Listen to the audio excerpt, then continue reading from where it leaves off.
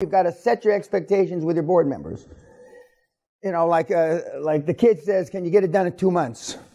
Well, you might as well ask, can you get it done tomorrow?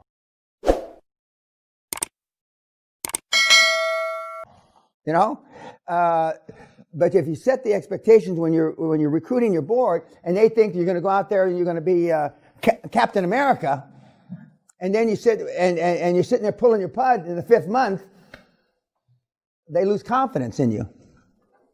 And confidence, I mean, gets back to leadership, is what this is all about, controlling your board. Not controlling it in a disingenuous way, but controlling it so you want them to do what you want them to do when you want them to fucking do it. Not when they want to fucking do it. I used the analogy during the Battle of the Somme, which is the 100th anniversary was just, and we've got some lieutenant or captain, a British guy with his little swagger stick under his arm and his whistle. And he goes, beep, beep, over the top, boys. And every third guy knows he's going to get his brains blown out, going over the top. But they still go. That's what you want to be. You want to be there, beep, beep, over the top, boys. You want them to be set up for the right expectations. And the right expectation as soon as humanly possible. That, you know, to some that's going to mean 3 years, to some that's going to mean 5 months. But don't set a time frame. And when you recruit these guys. Okay. Now, the next role play that you wanted was accountants. Why are we going to do accountants first? Because accountants, remember, chairman, rest of the board, accounting firm, law firm, banks, potential motivated seller.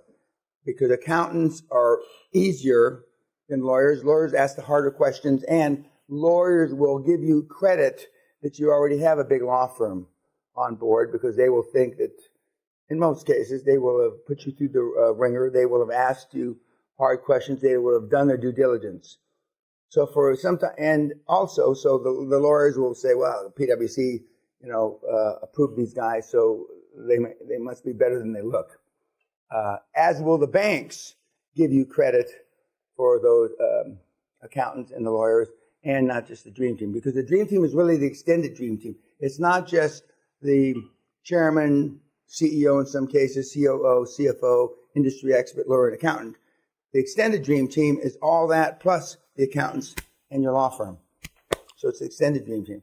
And you will be using them on your executive summary, which you have several different examples of executive summaries, not just in the book, but in the 8 gigabytes and the YouTubes and templates. Now, some places, they're not called templates. Some places, they're called examples. So when you're going through the 8 gigs, and you say example, well, that may be a template. Okay, sometimes they're called templates, examples, but in one way, form or another, examples of everything that we've covered here are in the materials that you're going to get. Remember, is there anything that may preclude us from getting the financing, or is there anything questionable that a financial institution may decide that we can't be financed? You'll be. Now, I don't think that's such an embarrassing question, actually.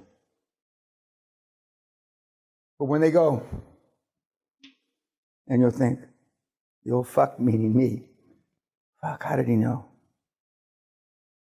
Because why else would he want to be on your board? Is he retarded? Has he got syphilis?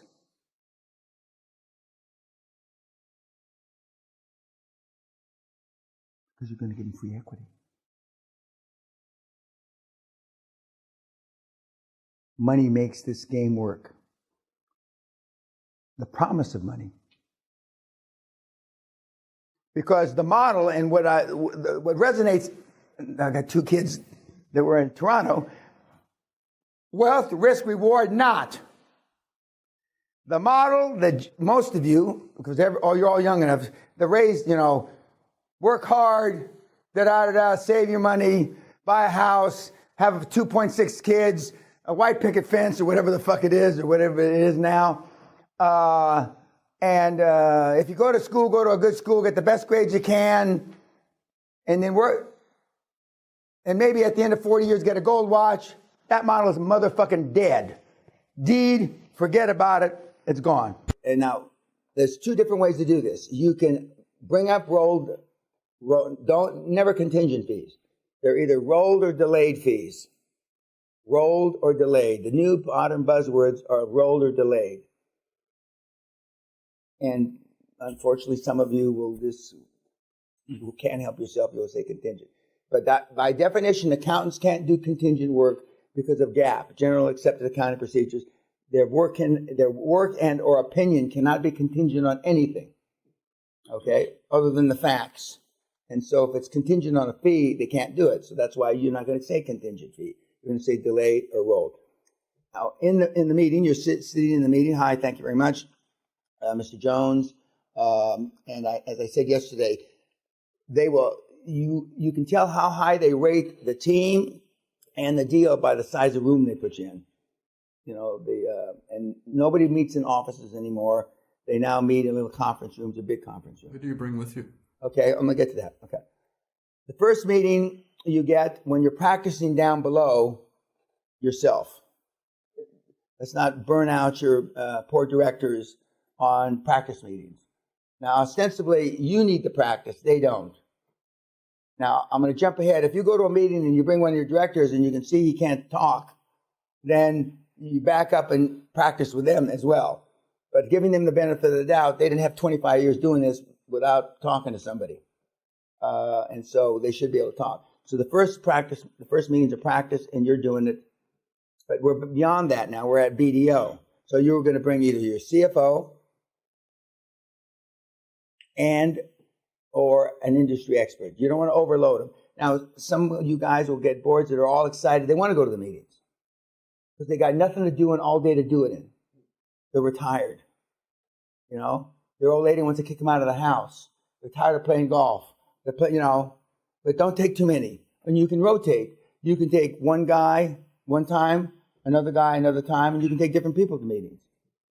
That's the good news. If you have that problem, that's a good problem. That's a good that you have more than one, because you're going to go to a lot of meetings, and that one guy might get tired. One gal. The gals never get tired for some reason.